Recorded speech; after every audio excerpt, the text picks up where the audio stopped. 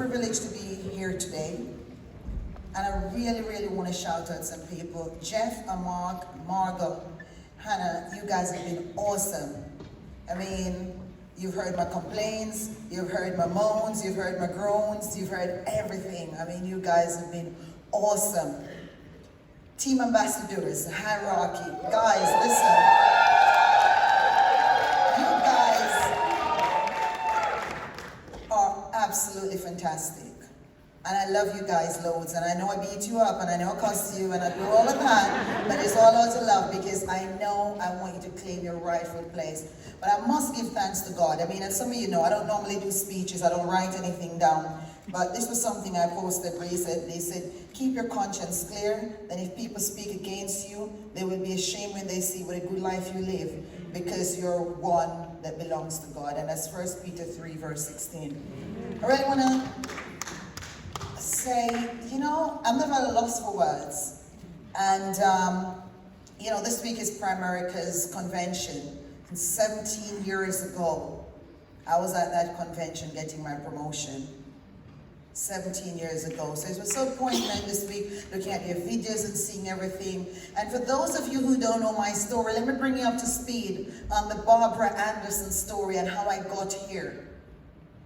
I came into the business opportunity. I saw it. A friend of mine invited me and said, hey, Barbara, I want you to come to a meeting. I really want you to come and have a look at this place that I'm going to. Wouldn't tell me what it was. And I didn't want to go. How many of you know Barbara is not a morning person? Yeah? All right, all right. I'm not a morning person. So to tell me to get into central London 9 o'clock on a Saturday morning, that was not me. I wasn't going to go. I had every excuse why I couldn't go, but I showed up at the meeting. At the end of the presentation, I said to the guy, I've got 2 questions. 1, how do I get to your position? Number 2, how much is it going to cost me? Those were the 2 questions I asked.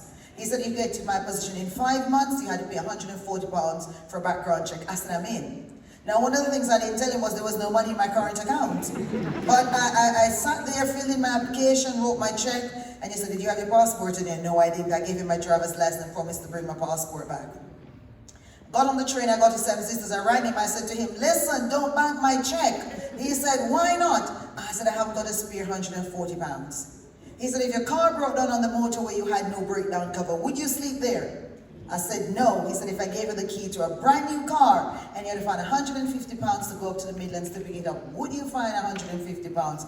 I said, I guess I could. He said, well, do the same thing you would do. Don't call me back. And he hung up his phone. That was my introduction to the business. Some of you just said, what a rude guy.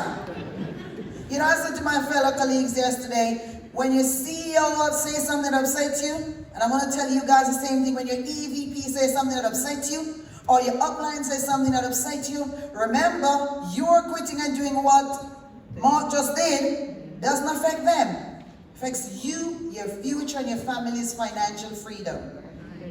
You can't quit your success journey because of what somebody else has said or done. Last night, Mandy and I went to the bar to get a drink. And I wanted a lemonade. Have you seen them lemonades? They're like this small. And I bought 2 of them and it was £5.90 or something like that. You couldn't even fill 1 glass. So the other guy walked over, put a glass down with some ice, and I said, is that mine? He looked at me and said, did you order that? I was like, okay. I said, I thought the glass was mine because it's got ice. He said, it was a gin and tonic. Did you order that? Mandy said, there's no need for that. I said, Mandy, it's okay. Let's not say anything. Now, I could have gotten upset back at him. I refuse to let anybody pull me into their negativity. Never. Do not pull me into your negativity. You can keep it. I will not allow you to get me upset about anything. Will I get upset on my own right? Absolutely I will. But I will not let anyone else allow me to get upset because of that. So I'm going to share with you my journey. When I started in the business, my vice president wife gave me this. It's called The Dream Giver by Bruce Wilkinson. And on this journey, I always pause to see where I am. If you haven't read it, I would suggest you get it. You do not go in business. I mean, there are loads of books you can read. I'm not saying that. But you need to know the journey. Just like Justina tell you, you must read Coach and you will see Jenny Starr's journey. Go read The Dream Giver because God has given you a journey that you should go on. But do you know what it's going to look like? When you go on a journey, you use your sat nav, you use your map, you use something. This was my sat nav. This was my map. This was telling me where I was going to go. It starts with the people who tell you don't leave. It starts with friends and family. It's a story, guys. I love stories.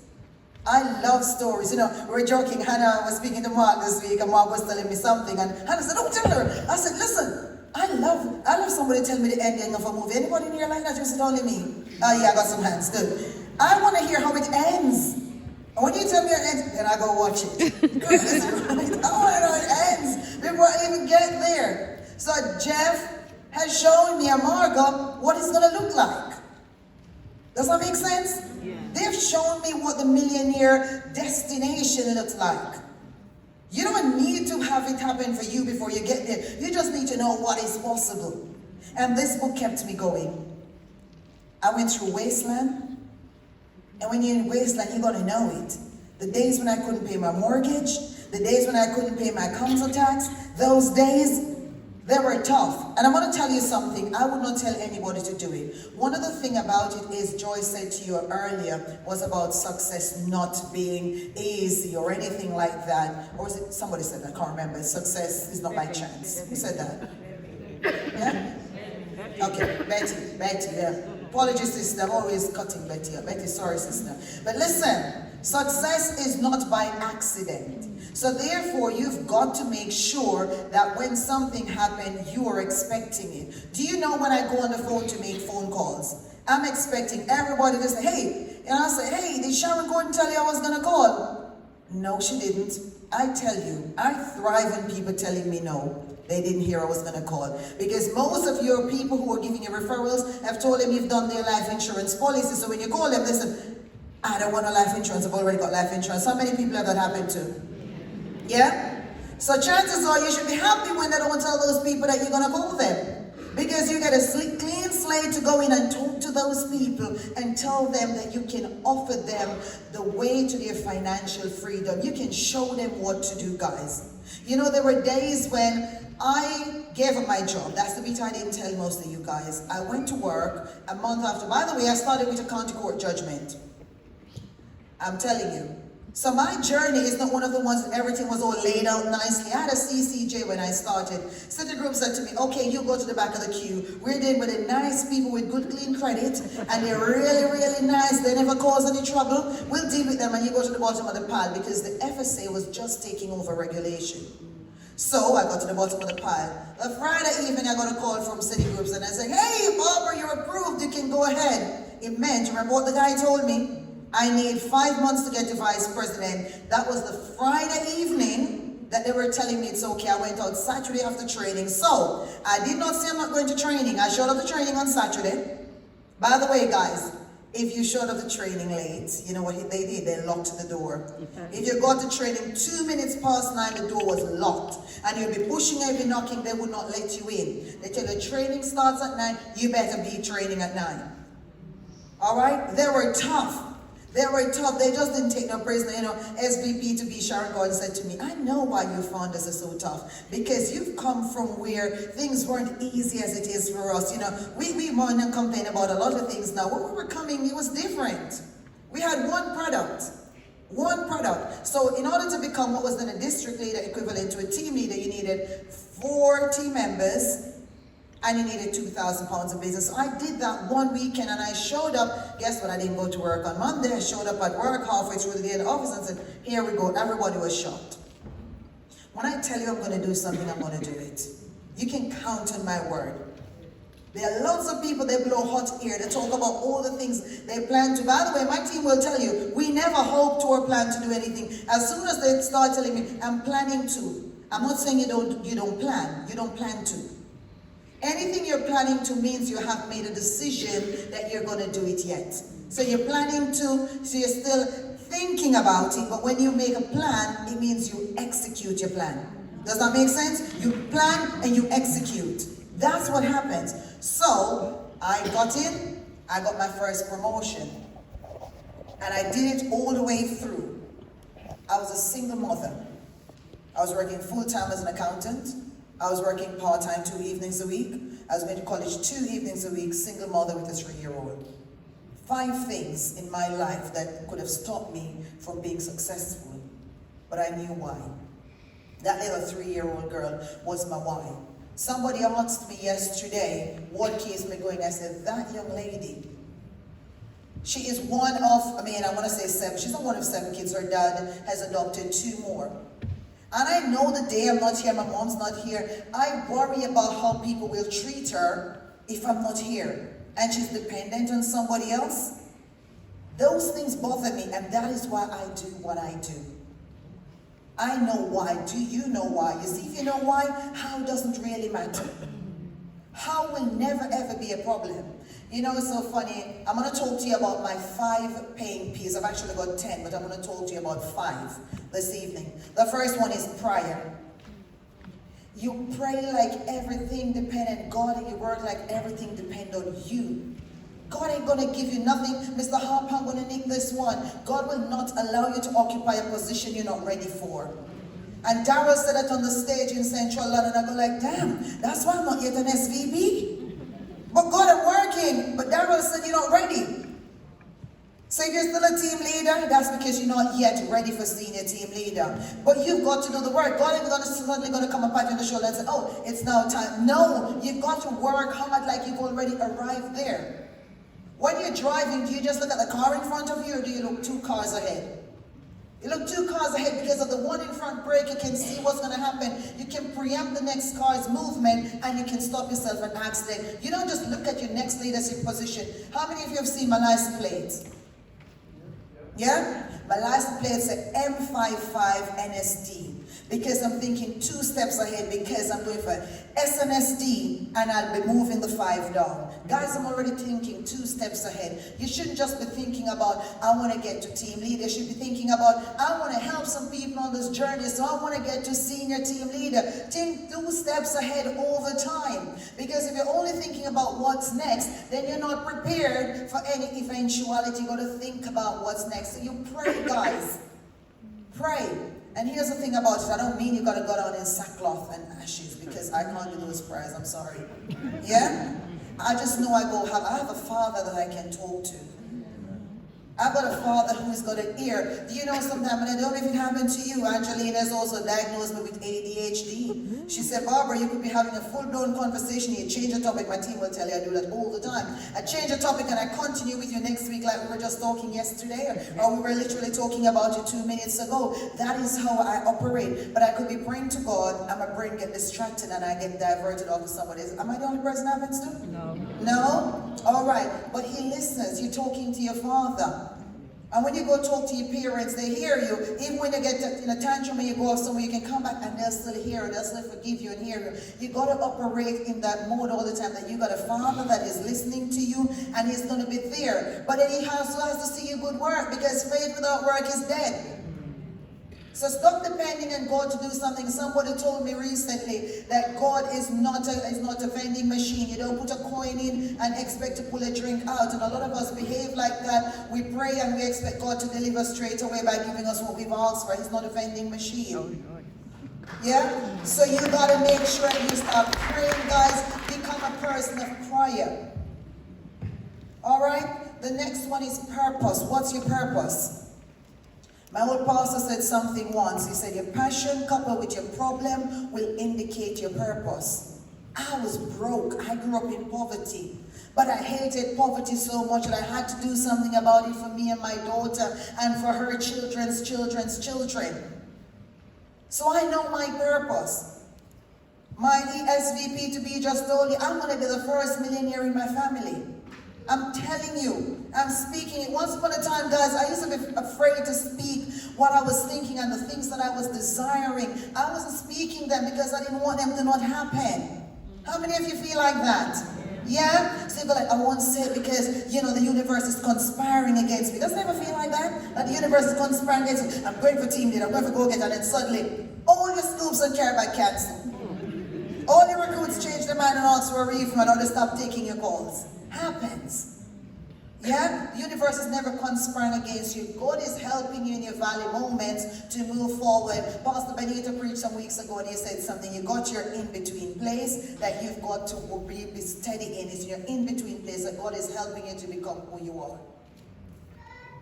Does that make sense? Yeah. So, patience. You got to be patient.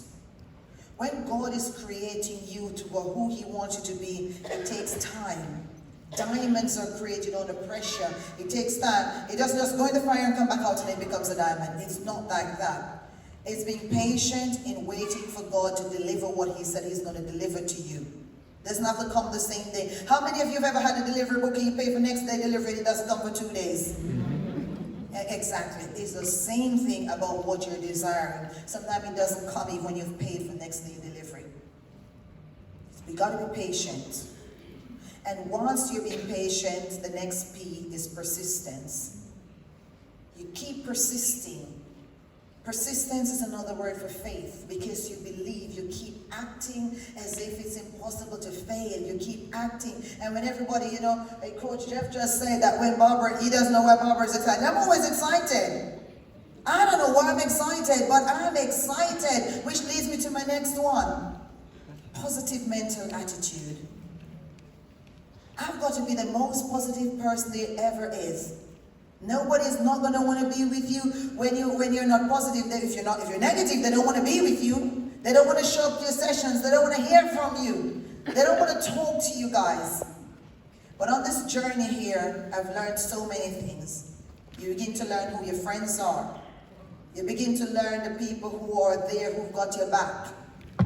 The people I moan to and complain to, Bevin, Angelina, my vice presidents, all of these guys, and I've already said Jeff and Mark, I'm always complaining to them. One of the things I've learned is that I don't bring my problem down to my people, I take it up.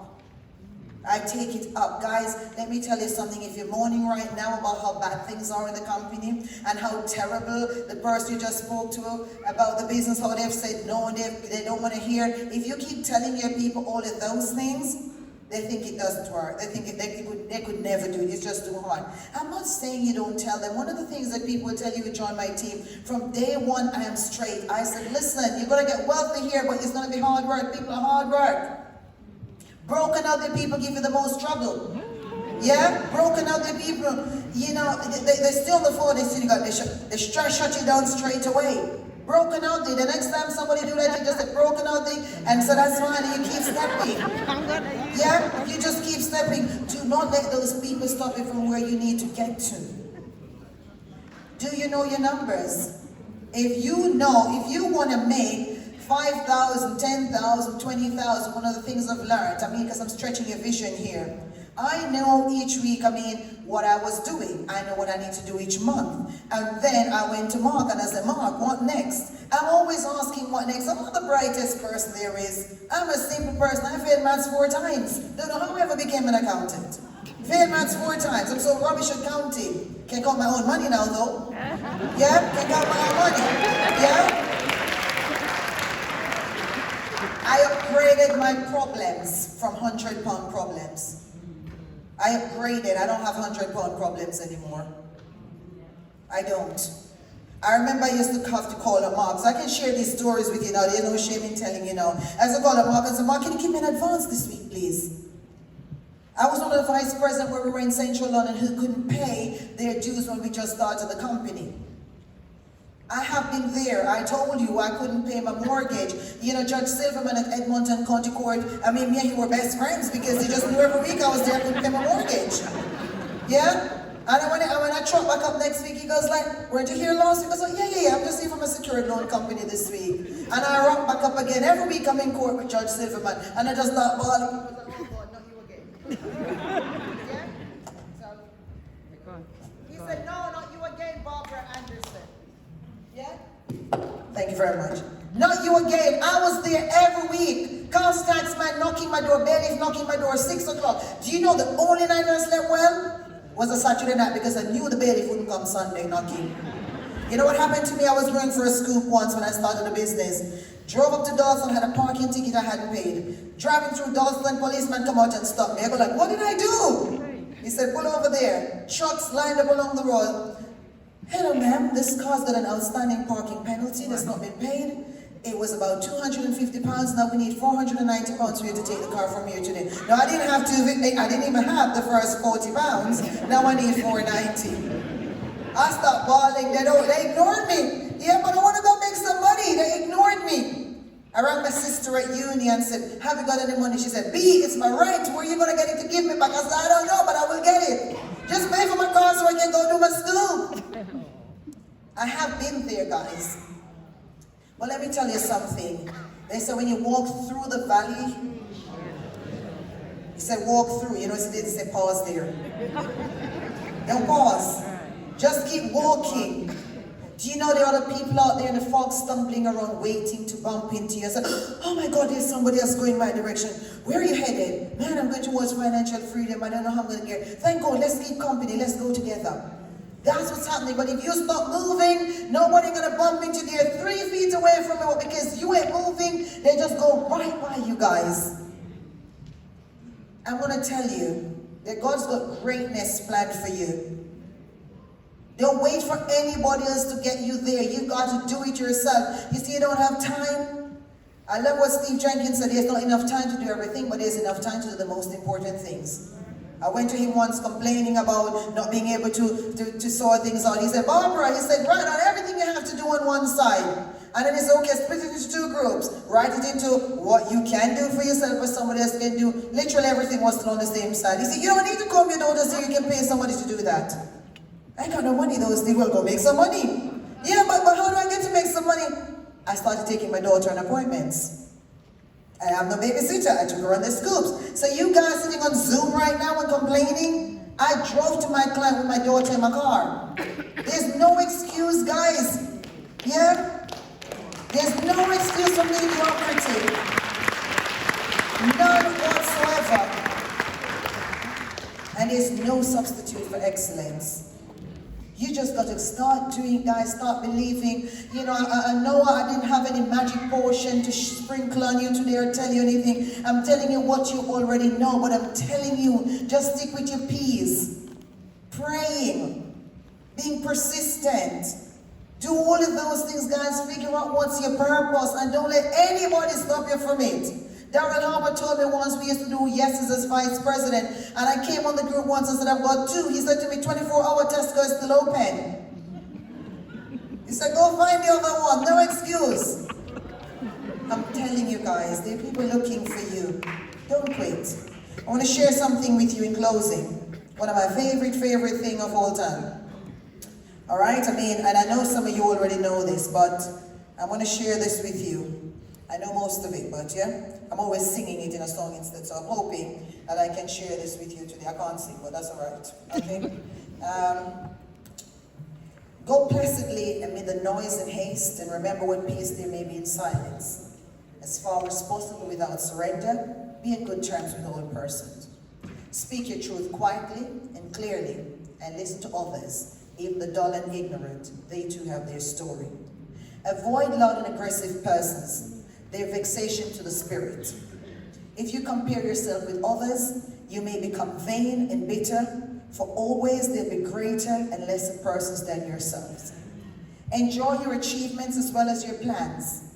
Keep interested in your own career, however humble. It's a real possession in the changing fortunes of time.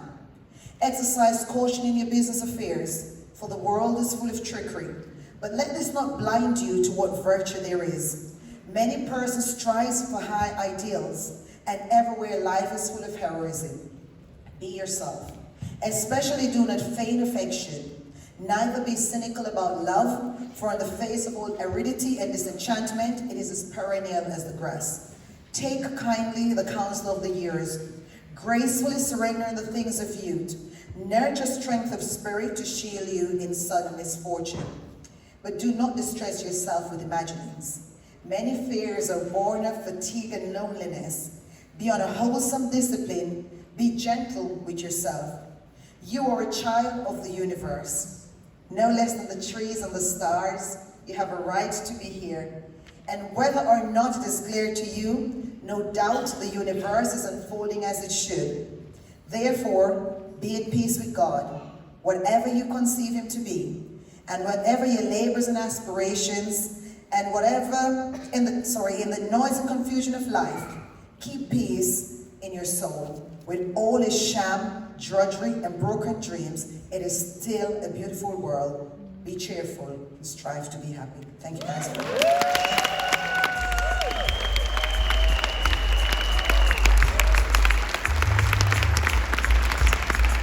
team ambassadors, could I get team ambassadors to come up here on the stage, if you guys will, okay? All the team ambassadors, hustle, okay? Let's do it like you're getting ready to go become a Blue Vows winner, all right? The same color as your shirts.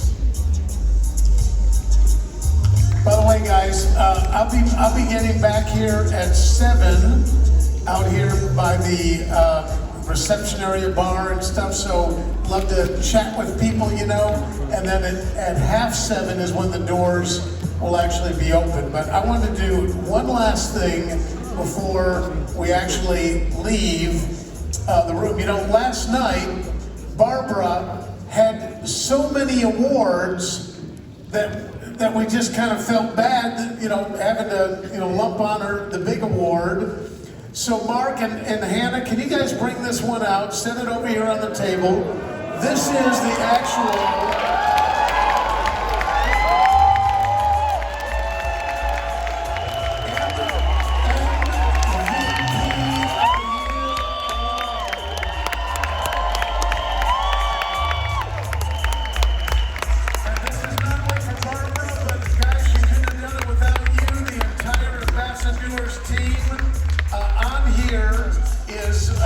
it's got all of the different years of the different people that have been on there. And this was originally from Citigroup, and you'll see my name on there, 2004 as the MVP. And they gave it to me because we won it 3 years in a row.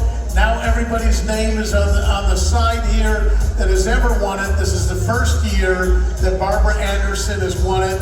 Let's give these guys a big round of applause.